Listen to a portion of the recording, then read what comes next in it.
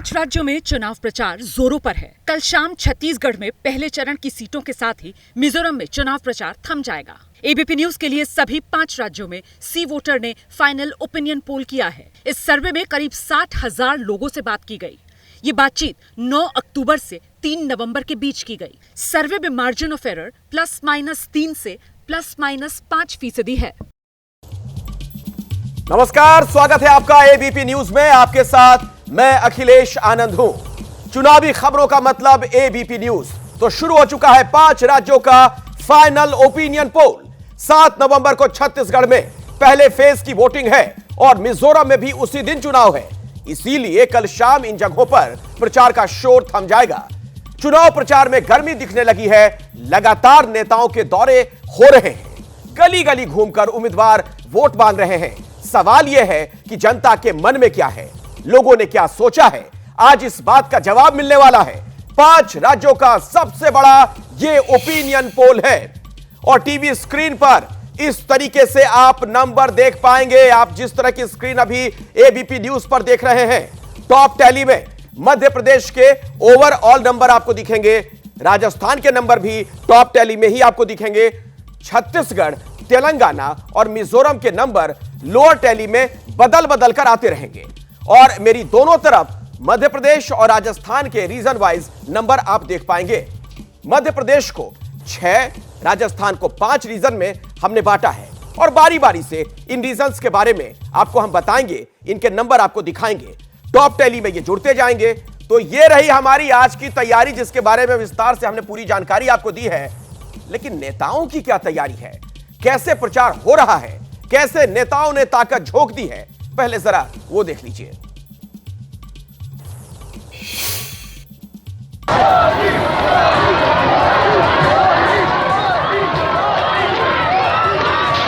ये जनसैलाब, ये उमंग, ये उत्साह, ये कार्यकर्ता का महाकुंभ, महासंकल्प बहुत कुछ कहता है।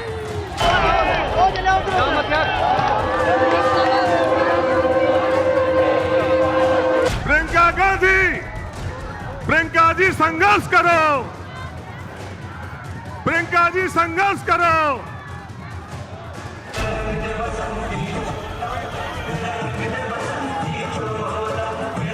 दिल्ली के लोकप्रिय मुख्यमंत्री अरविंद केजरीवाल। भारत माता की, भारत माता की, इनकलाब, इनकलाब, वंदे वंदे।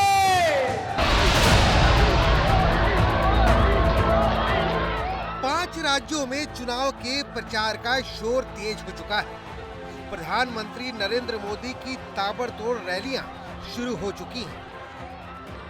अमित शाह से लेकर जेपी नड्डा तक ने बीजेपी को जिताने के लिए चुनावी राज्यों में मोर्चा संभाल लिया है। कांग्रेस को जिताने के लिए राहुल गांधी से लेकर प्रियंका गांधी तक मैदान में है। पार्टी के राष्ट्रीय अध्यक्ष मल्लिकार्जुन खड़गे और क्षेत्रीय शत्रुघ्न भी मैदान में जोर लगा रहे हैं। मध्य प्रदेश, राजस्थान और छत्तीसगढ़ में एसपी, बीएसपी और आम आदमी पार्टी भी अपनी जमीन तलाश रही है। माता की, इनकलाब, इनकलाब। लेकिन मुख्य तौर पर इन तीनों राज्यों में मुकाबला बीजेपी और कांग्रेस के बीच ही है। इस चुनाव में किसकी हवा चल रही है और अगले साल लोकसभा चुनाव में क्या होगा इसका असर, आज इनके जवाब मिलेंगे। मेरे लिए देश से बड़ा, देशवासियों से बड़ा कुछ भी नहीं है। चुनाव की बात करें तो 7 नवंबर को सबसे पहले मिजोरम में वोटिंग होनी है। 7 और 17 नवंबर को 2 फेज में छत्तीसगढ़ में चुनाव होने हैं। 17 नवंबर को ही मध्य प्रदेश में वोटिंग होगी। 25 नवंबर को राजस्थान और 30 नवंबर को तेलंगाना में वोटिंग होगी। सभी 5 राज्यों में नतीजे 3 दिसंबर को आएंगे। जहां 7 नवंबर को वोटिंग है, वहां प्रचार का शोर कल थम जाएगा। इसलिए एबीपी न्यूज आज दिखाने जा रहा है 5 राज्यों के चुनाव का सबसे बड़ा और फाइनल ओपिनियन पोल।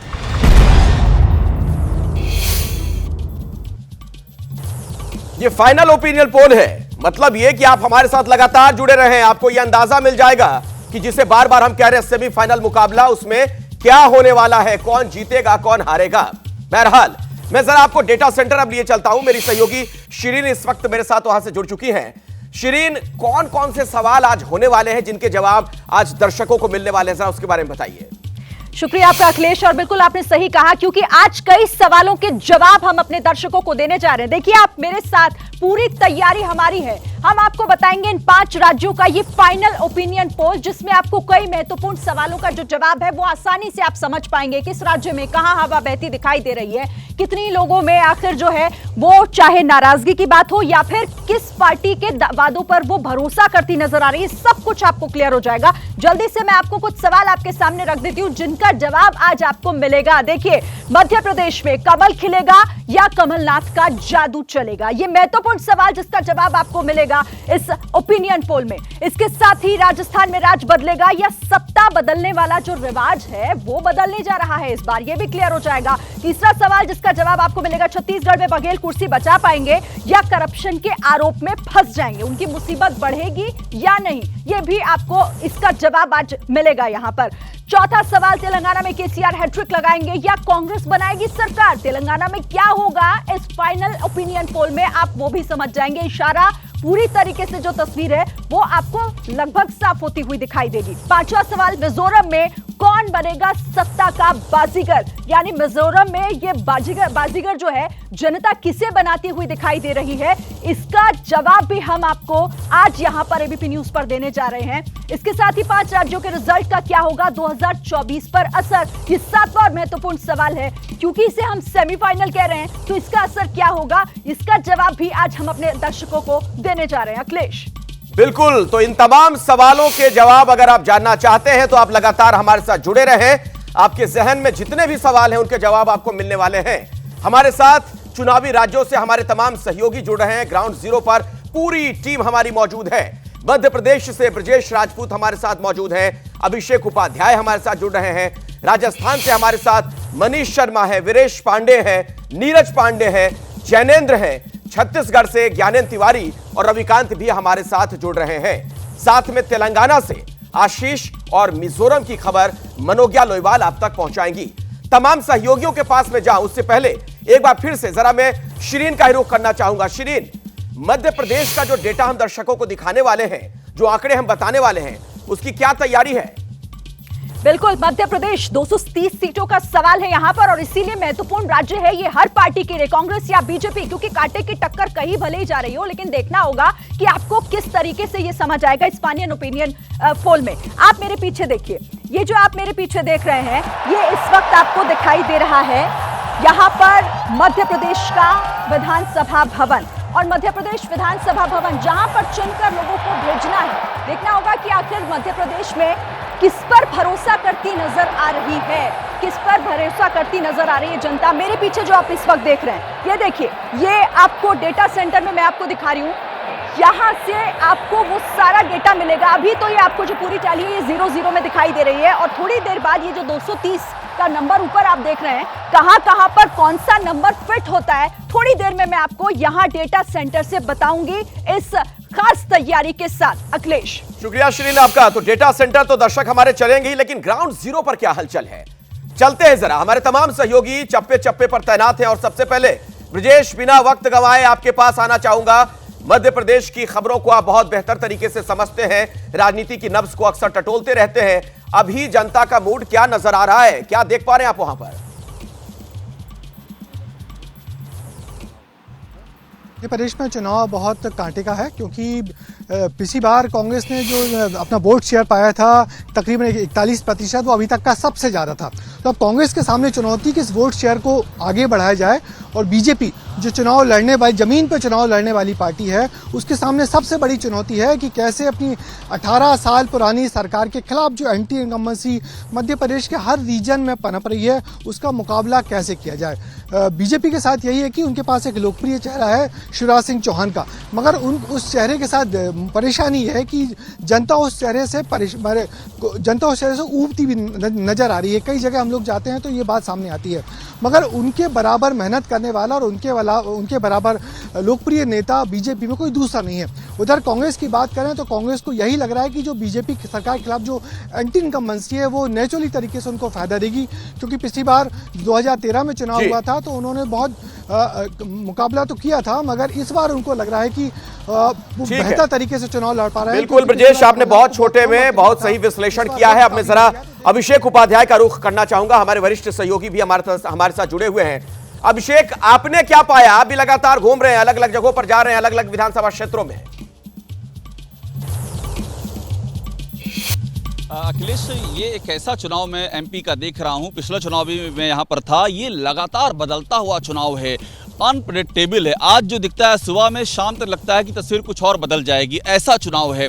और एक अहम बात मैं आपको ये बताऊं, यहाँ पर ये एक ऐसा राज्य है जहाँ पर बीजेपी कांग्रेस हो गई है और कांग्रेस बीजेपी बनने की कवायद कर रही है। मैं आपको ये इसलिए कह रहा हूँ क्योंकि यहाँ पर जो कांग्रेस का आजकल जो फोकस है फ्री की योजनाओं पर, जो कि उन्होंने कर्नाटक में किया था, यहाँ बीजेपी ने बहुत ही कायदे से उसको जमीन पर उतार दिया। लाडली बहना योजना समेत तमाम सारी योजनाएं चल रही हैं जो कि पब्लिक को सीधा अप्रोच कर रही हैं। ये और मैंने आपको कहा कि कांग्रेस बीजेपी हो गई, यानी कि कांग्रेस जो बीजेपी का हिंदुत्व है उसका सबसे हार्डकोर वर्जन मध्य प्रदेश में दिख रहा है। तो ये दिलचस्प चीजें यहां पर हो रही हैं और इसीलिए मैं आपसे कह रहा हूं ये चुनाव बहुत तेजी से अपनी शक्ल बदल रहा है, अपना रंग बदल रहा है। और एक बात और इसमें कहूंगा, कमलनाथ बनाम ऑल है। यहाँ पर कांग्रेस में देखेंगे तो सिर्फ कमलनाथ है। कमलनाथ कितना ड्राइव कर पा रहे हैं इस चुनाव को, ये भी देखने वाला होगा, इसलिए अभी कुछ कहा नहीं जा सकता। बिल्कुल, और ओपिनियन पोल के जो नतीजे हैं वो क्या इशारा करेंगे वो तो दर्शक देखने ही वाले हैं बस कुछ ही देर के बाद।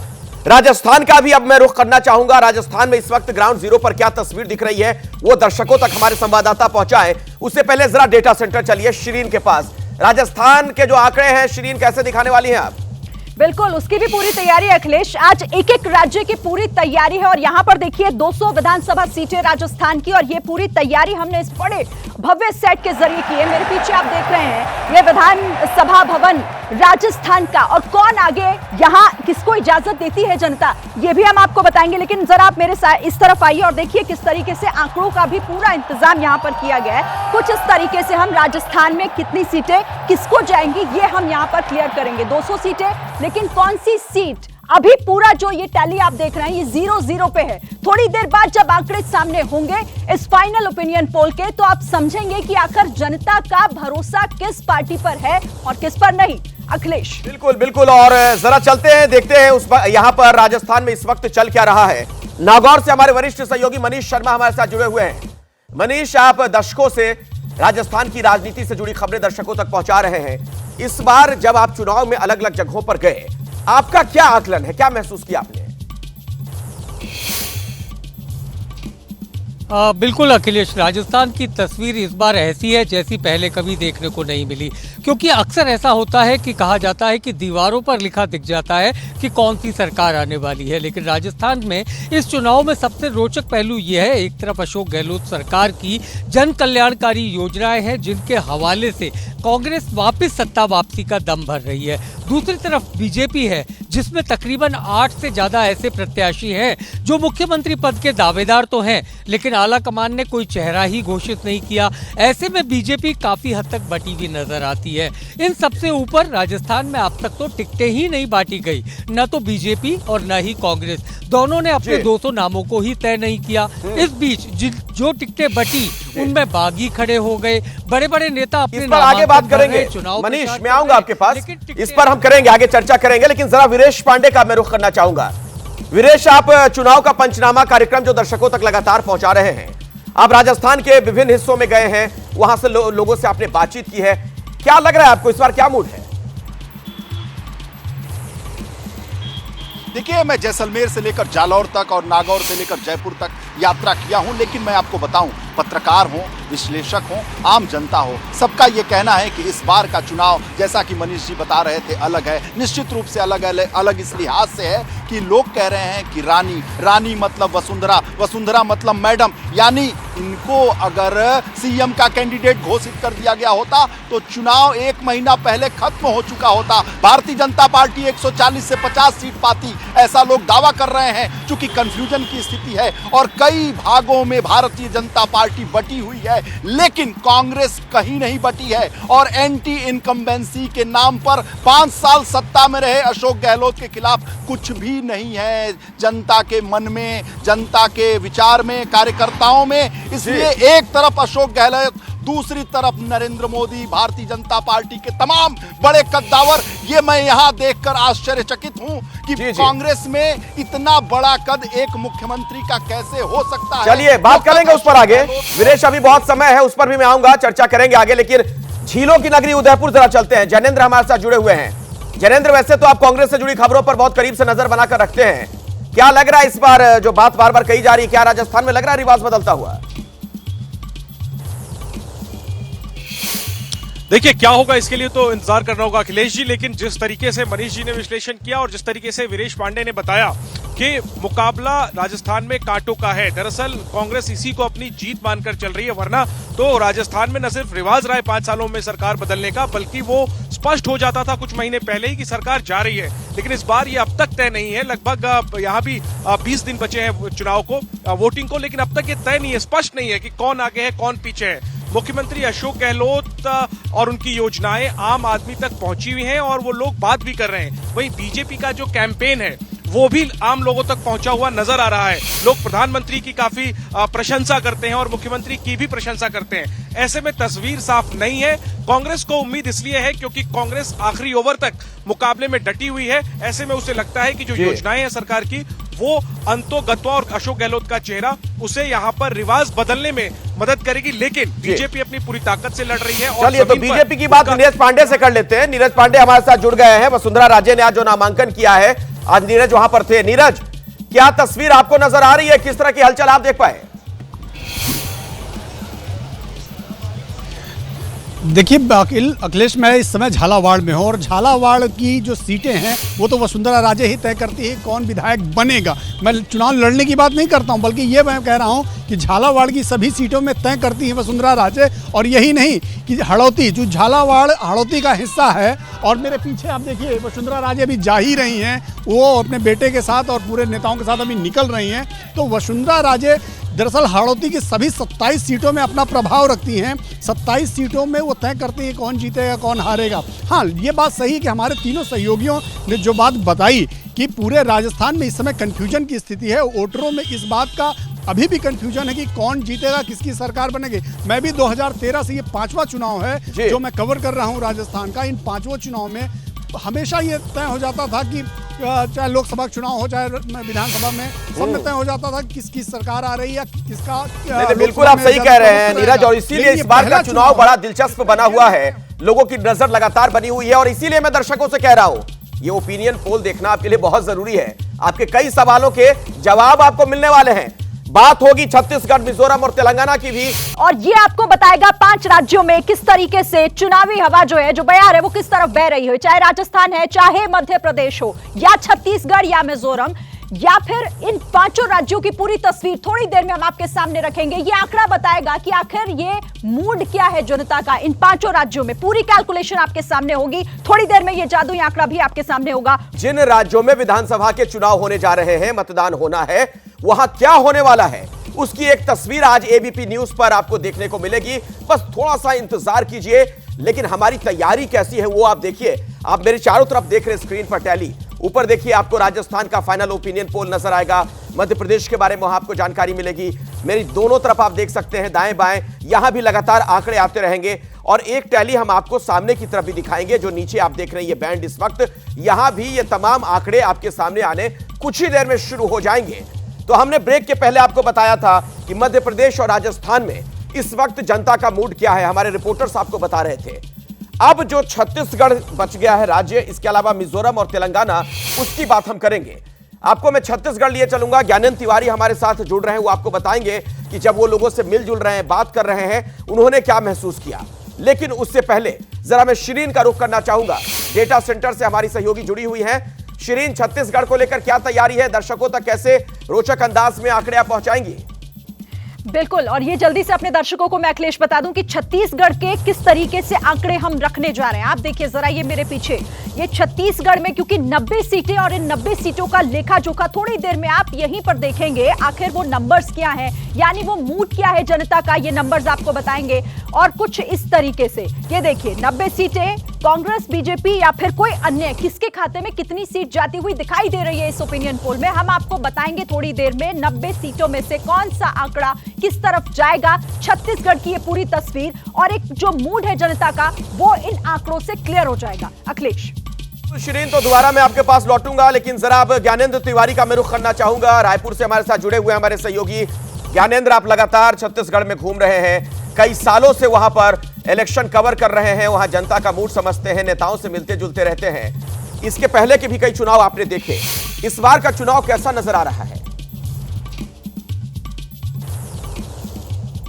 इस बार का चुनाव, बस यही कहूंगा अखिलेश भाई, सवाल आपका बहुत बढ़िया है कि इस बार का चुनाव कैसे नजर आ रहा है। 14 सीट वाली पार्टी पिछले 10-15 दिनों से, जब से मैं आप लोगों से जुड़ता हूं, यही कहता हूं कि बीजेपी के पास 14 सीट है मात्र भी 90 में से, और 46 सीट जीत के लिए चाहिए। तो बस इसी से आप अंदाजा लगा लीजिए अखिलेश भाई कि 14 सीट वाली पार्टी 46 पहुंचने की चुनौती दे रही है। मतलब अगर 14 से 46 पहुंचने की इच्छा शक्ति बीजेपी की दिखाई दे रही है, और मैदान में ये लग रहा है कि बीजेपी पहुंच भी सकती है, और 508 करोड़ का इंसिडेंट कल रात का ही है, इसके अलावा दुनिया भर के घोटाले सामने हैं, धान पर जो सियासत होने वाली थी उस पर भी जवाब दे दिया है बीजेपी ने। तो कुल मिलाकर मुकाबला रोचक हो गया है छत्तीसगढ़ में। हाँ, लेकिन फिर भी कहूंगा मैं कि छत्तीसगढ़ में छत्तीसगढ़ियावाद, धान किसान गरीबों के खाते में डायरेक्ट कैश ट्रांसफर और ग्रामीणों के बीच में अपने काका ब्रांड से अपनी स्थिति मजबूत करने वाले भूपेश बघेल के पक्ष में है स्थिति, कांग्रेस के पक्ष में है। लेकिन अब जैसा कि हर चुनाव के पहले कहा ही जाता है अखिलेश भाई, आपने देखा ही है मध्य प्रदेश में, महाराष्ट्र में, वैसे ही लोग यहां भी कह रहे हैं कि कांग्रेस की सरकार तो बनती दिखाई दे रही है लेकिन बनाएगी बीजेपी। अब इसके मायने क्या हैं ये नतीजों के बाद पता चलेंगे कि कांग्रेस की सरकार तो बन रही है लेकिन बनाएगी बीजेपी। तो इस तरह की बात छत्तीसगढ़ में भी हो रही है, लेकिन कांग्रेस को थोड़ा एज है, लोग कांग्रेस के पक्ष में जाना चाहते हैं। किसानों का कर्ज माफ, बिजली बिल हाफ, और धान किसान का जो बोनस से लेके और ये समर्थन मूल्य था, इस पूरे मामले पर कांग्रेस के ऊपर जनता और किसान का भरोसा ज्यादा है। लेकिन बीजेपी ने भी बहुत बड़ा मास्टर स्ट्रोक इन्हीं वर्ग के लिए खेल दिया है। अखिलेश ज्ञानेंद्र, मैं दोबारा भी आपके पास लौटूंगा, कई महत्वपूर्ण जानकारियां आप दर्शकों तक लगातार पहुंचा रहे हैं। अब जरा मैं रविकांत के पास चलता हूं, जगदलपुर से हमारे साथ हमारे सहयोगी जुड़े हुए हैं। रविकांत, आप भी लगातार घूम रहे हैं, छत्तीसगढ़ के विभिन्न हिस्सों में आप गए, नेताओं से भी आप लगातार बात कर रहे हैं, उनके इंटरव्यूज कर रहे हैं, जनता से भी मिलते जुलते हैं, आपने क्या पाया? देखिए, हम जहां भी जा रहे हैं, लोग खासतौर से जो डेवलपमेंट कल हुआ भ्रष्टाचार के आरोप का, इतना बड़ा 508 करोड़ रुपए का जो आरोप लगा, उसको लेकर के हम लोगों से प्रतिक्रिया ले रहे हैं। तो लोगों का कहना है कि जो आम लोग हैं उनको ये देखना होता है कि उनका क्या फायदा है। तो बीजेपी के इस आरोप का कोई बहुत ज्यादा ग्राउंड पर असर नहीं है, और आम जो वोटर्स हैं उनको इससे बहुत फर्क नहीं पड़ता है। उनको ये देखना होता है कि उनके खाते में कितना पैसा आ रहा है, उनके लिए क्या योजनाएं हैं, और इन सब में जो जनता से कम्युनिकेशन कांग्रेस ने किया है वो काफी बेहतर नजर आ रहा है। और बीजेपी की जो लड़ाई है वो ये कहा जा सकता है कि काफी अच्छी लड़ाई है। जिन भी सीटों पे हम जा रहे हैं, कहीं पर ये नहीं कहा जा रहा है कि ये निश्चित रूप से बीजेपी का कैंडिडेट हार जाएगा या पीछे है। कांटे की टक्कर से थोड़ा सा कम अगर आप कहिए तो बीजेपी इस समय पूरे छत्तीसगढ़ में है। पूरी तरीके से नेक टू नेक फाइट में भी अभी नहीं आई है। शायद इसीलिए बीजेपी की ओर से जो वार हैं वो ज्यादा तेज हो गए हैं, और बीजेपी का जो वार है वो चूंकि सिर्फ भ्रष्टाचार को लेकर के है, कोई और चीज इसमें नहीं आ पाई है। भ्रष्टाचार का जो मुद्दा है, खासतौर से उस पर हमने जो लोगों का मन टटोला है, उसमें भ्रष्टाचार के मुद्दे का असर ग्राउंड लेवल पर बहुत ज्यादा दिखाई नहीं दे रहा है। अखिलेश, मतलब तब तो ये कहा जा सकता है कि क्या भूपेश बघेल को ज्यादा चिंतित होने की जरूरत नहीं है हालिया डेवलपमेंट को देखकर। बहरहाल इस पर आगे बातचीत होगी और आंकड़े आने शुरू भी हो गए हैं। अपने दर्शकों को हम बता दें, आपकी इंतजार की घड़ियां समाप्त होने वाली हैं। बहुत जल्द आपको पता चलेगा कि इन 5 राज्यों में क्या होने वाला, इन 5 राज्यों की तस्वीर क्या होगी। लेकिन अब जरा मैं तेलंगाना का रुख करना चाहूंगा। हैदराबाद से हमारे साथ आशीष जुड़ रहे हैं, उनसे हम बातचीत करेंगे कि वहां पर क्या हालात है, क्या स्थिति दिख रही है। लेकिन उससे पहले शिरीन, जरा बता दीजिए तेलंगाना के नतीजे के आंकड़े आप कैसे दिखाएंगी ओपिनियन पोल के।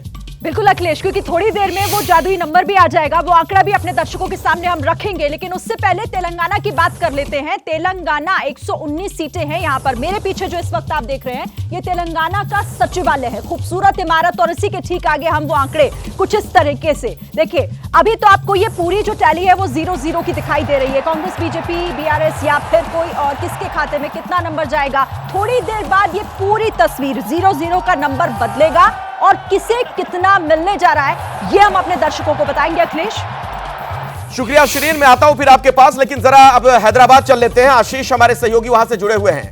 आशीष, इस बार तेलंगाना का मूड आपके नजरिए से कैसा नजर आ रहा है, क्या दिख रहा है आपको वहां पर, जमीनी हकीकत क्या दिख रही है? जी देखिए अखिलेश, अगर हम तेलंगाना की बात करें तो अगर इसको हमें 2018 के चुनाव से कंपेयर करना पड़ेगा। 2018 के चुनाव में कांग्रेस और बीआरएस, सत्ताधारी बीआरएस और कांग्रेस के बीच में द्विपक्षीय मुकाबला था। लेकिन इस बार इस चुनाव में 2023 के चुनाव में भारतीय जनता पार्टी की एंट्री हो चुकी है। ये त्रिकोणीय मुकाबला है। भारतीय जनता पार्टी भी पूरे दमखम के साथ इस बार मैदान में है। पिछली बार अगर हम 2018 के नतीजों की बात करें तो 119 में से 88 सीटें बीआरएस ने जीती थी। कांग्रेस को मात्र 19 सीटों पर संतोष करना पड़ा था।